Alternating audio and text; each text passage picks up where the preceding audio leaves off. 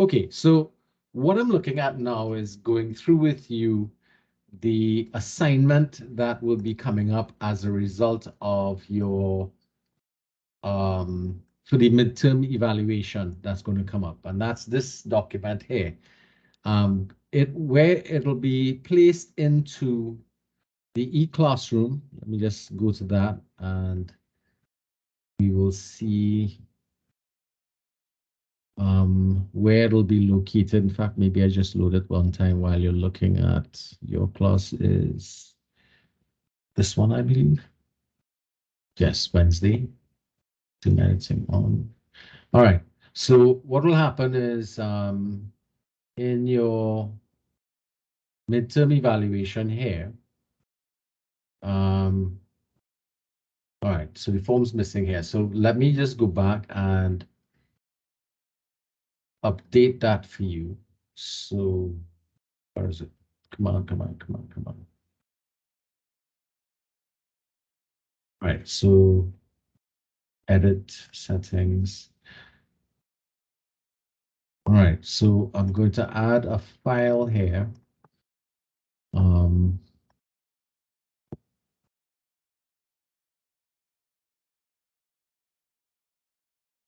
So therefore you will get this file when you get to this section from now on. You'll be able to download the same file that I'm going to discuss with you from the e-classroom.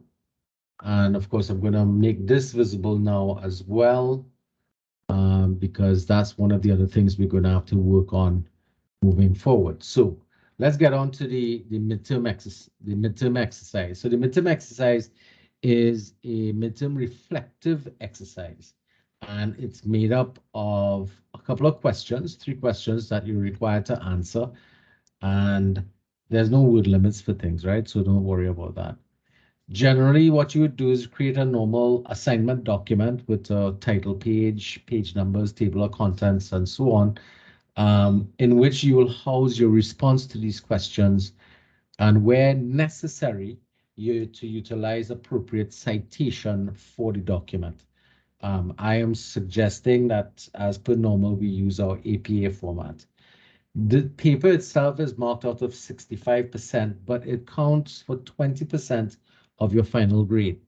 So what you'd realize is that between the presentations that you just completed and this one evaluation, this counts for half of your marks for the semester.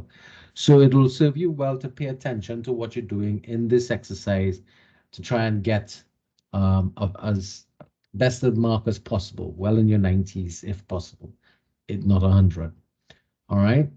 So when you're submitting it to the e-classroom in the same portal that I was showing you there, where the assignment file is now located, I want you to name your file using the following protocol, which is your name followed by the name of the assignment, right? And I have an example here, followed by the CRN. Now, the CRN for your course is 19282. All right, so that please remember that it's on the e-classroom as well, so that you know that. Just use that 19456 as an example. So it'll be your name, the mid-semester. When you're naming the file itself, name it that. That way, it'll be easy for me to save your file into your own folders, so that I can organize the information that's going to be available for you to utilize. All right, so let's go to the questions themselves. So question 1 is a 2-part question, and it's for 15 marks. So it's asking you to list the 5 stages of group development. That's forming, norming, storming, that type of stuff. If you remember that from the chapter 7 presentation done on groups and teams. And you're going to get maybe not really much marks for that, but what I'm going to be looking for is for each one of the stages that you identify, describe your experiences with each stage of group development. So what you have to do here now is to go back into your own personal experiences with groups and group work, and evaluate your personal experience with the different stages of development. Now, if you've never done group development stages before, what it means is that you're going to have to go backwards and try and look at, okay, when I was in this group, what set of activities was the forming area, the storming area, and so on, and what was your experiences with it? Now, it doesn't matter if it's good or bad experiences. We just need you to reflect upon your past experiences. Part B of the question is asking you, outline what you've done in the past to deal with group issues or conflict that you had. So here we want to talk about all these negative experiences that a lot of students complain about in COSTAT when it comes to group work. And what did you do in those cases when you had these group issues or group conflicts? And look at that in relation to what the text is telling you about methods to deal with group conflict. And in the future, how might that change your behavior from what your reflections are on your past behavior? So it's a lot of inference now on what you did in the past to what you might do in the future, given the new knowledge that you might have. For some people, this may not be new. In terms of dealing with your group conflict moving forward. All right, so that's for 15 marks. Question 2 is going to focus on chapter 6 of the Exploring Leadership text. And in that chapter, there was the 8 assumptions of ethical leadership that are central themes in the study and practice of ethical leadership. So again, now you're going to have to pay attention to that chapter because it's going to get a lot of things. So for a short thing, you can pull from the textbook and explain what you believe ethical leadership is by looking at the definitions that are in the text in that chapter and look at it. And take any 3 of the assumptions and give your thoughts as to their relevance to your concept of leadership in the real world around.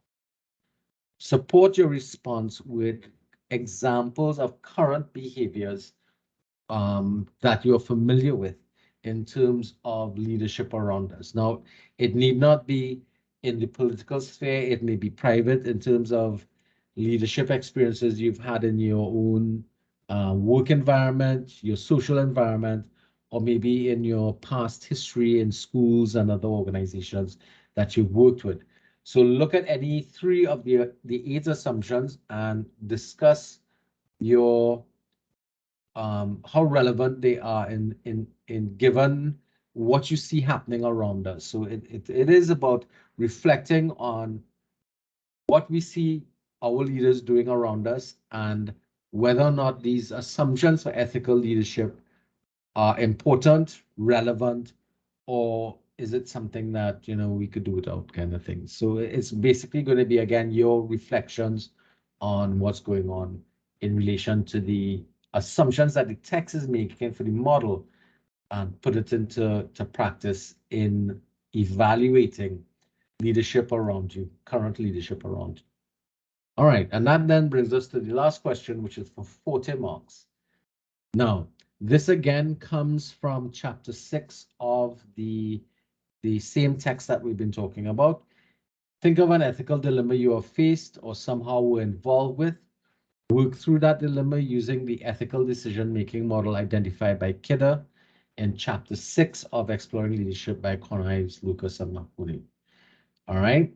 Now, this first of all, because this is such a broad question, I've outlined your response to guide your answer.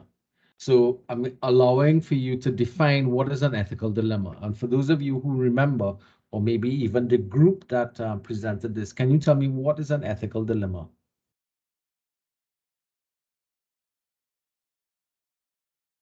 Is anybody from that group here? We could quickly find out who that was, you know. Sean and Abby. I see. So basically, from my knowledge, An ethical dilemma is a situation that happens in an organization that questions your morality in light of consequences. Not really. Uh, Ethical dilemmas that we're talking about here are those issues or problems or concerns or circumstances that arise that bring two competing ethical values in direct confrontation with each other. So there's no right or wrong answer. Each one is correct in itself. So it's two competing values. An ethical dilemma puts your value structures at odds with each other. So for instance, you have a friend who's having an affair, and you're also friends with the person's partner. What do you do? Are you going to be loyal to the friend, or are you going to be um you know, are you going to tell the other friend? What are you going to do? That's an ethical dilemma because um, how do you treat with that? Now, that may sound infidelity is one of those things that come up a fair amount of times when we talk about ethical dilemmas. How do you, as an outside party, treat with it? Or what about if you are faced with a situation where you are confronted with your own fidelity issues, given that a lot of you are married and that type of stuff?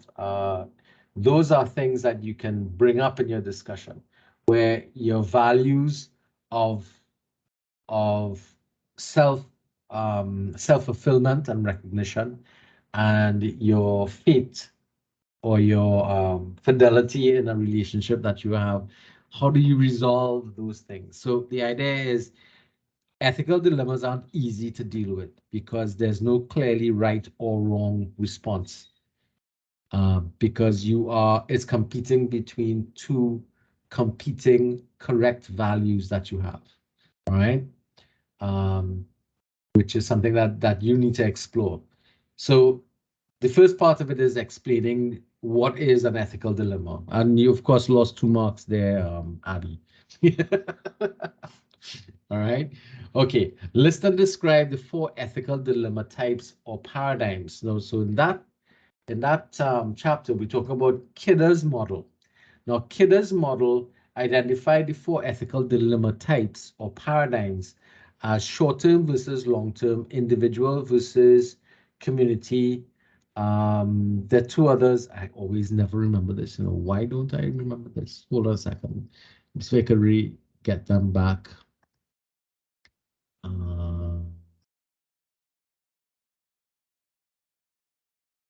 Chapter 6.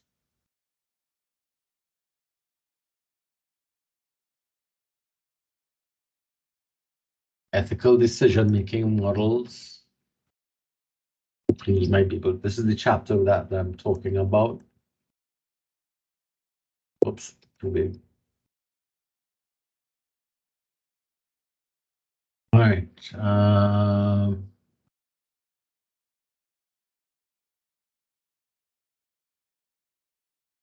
Right, comes on.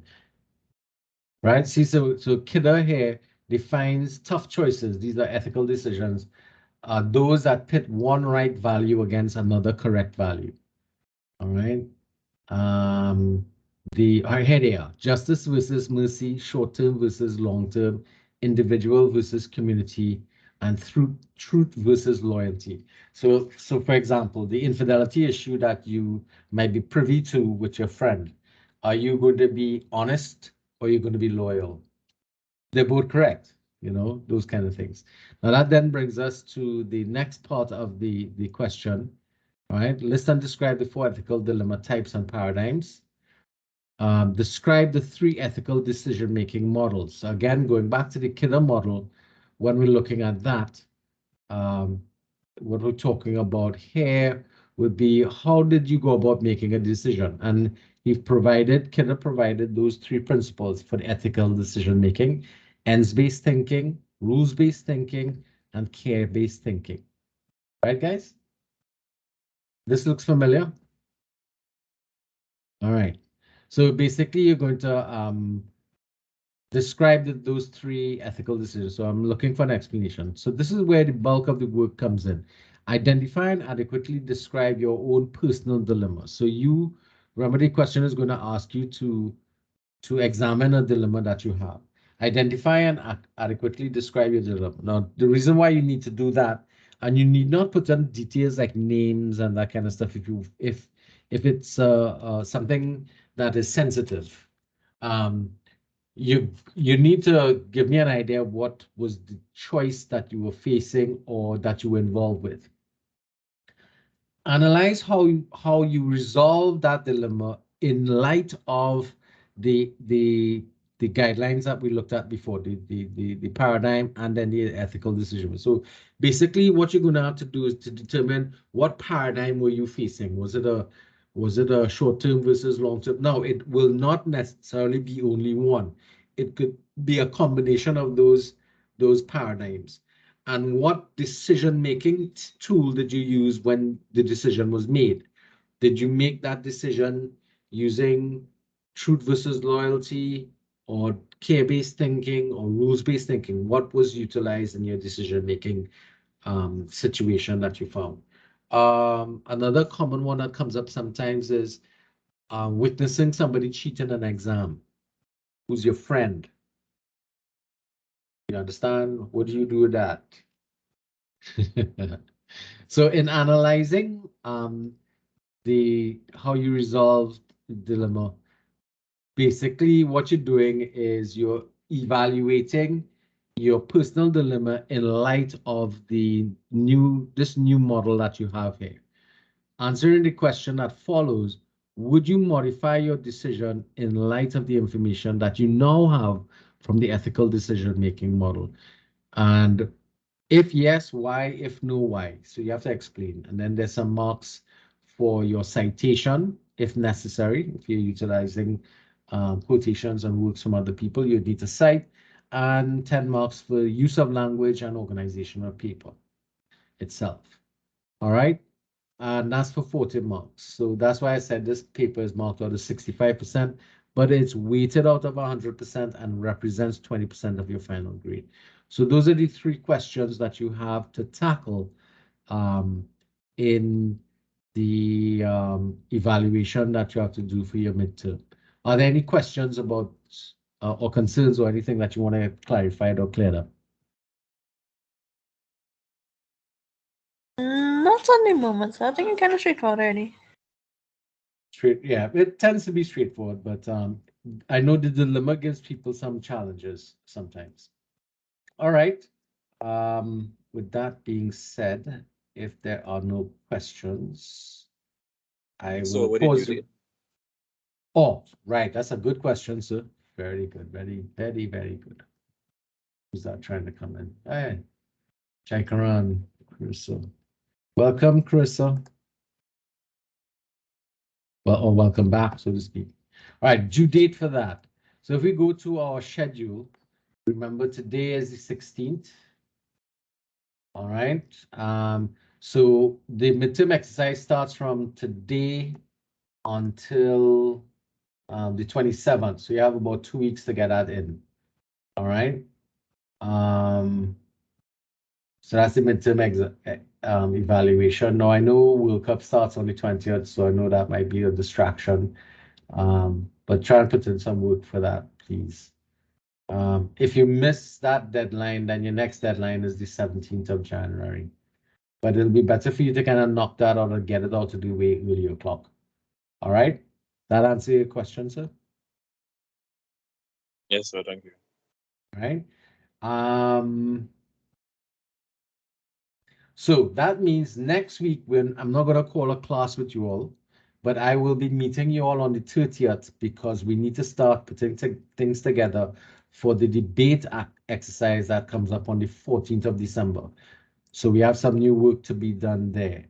All right. So I'm giving you a week off, basically. So maybe you could use this time to, work on your midterm reflections. As we're speaking about reflections, how are things working out with your self-analysis? Again, that is due at the end of the semester. but at the same time, it's something that you could be working on as we speak. Anybody having any issues or concerns with that?